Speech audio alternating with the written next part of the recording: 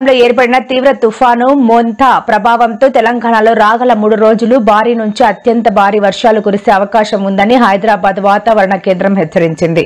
ఉరుములు, మెరుపులు, ఈదురుగాలులతో కూడిన భారీ వర్షాలు కురిసే అవకాశాలు ఉన్నాయని వెల్లడించింది. మోంతా తుఫాను గడిచిన 6 గంటలుగా 15 కిలోమీటర్ల వేగంతో కదులుతున్నదని, ప్రస్తుతం ఏపీలోని మచిలీపట్నానికి 110 కిలోమీటర్లు, కాకినాడకు 190, విశాఖపట్నానికి 220 కిలోమీటర్ల దూరంలో కేంద్రీకృతమైందని చెప్పారు.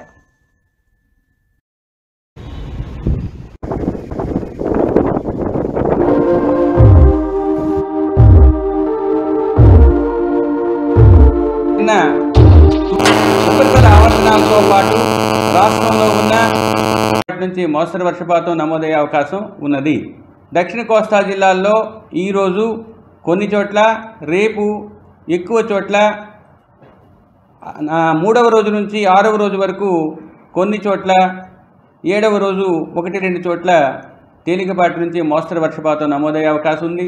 రాబోయే 5 రోజులు కూడా ఉత్తర దక్షిణ కోస్తా జిల్లాల్లో 1-2 చోట్ల ఉరుము సాధారణ స్థాయి నుంచి స్వల్పంగా తగ్గే అవకాశం ఉన్నది. ఇక నైరుతి ఋతుపవనాలు అండమాన్ పరిసర ప్రాంతాల నుంచి కొంచెం ముందుకు కదులుతూ రాబోయే 3-4 రోజుల్లో మధ్య బంగాళాఖాతానికి చేరుకునే అవకాశం కనిపిస్తుంది.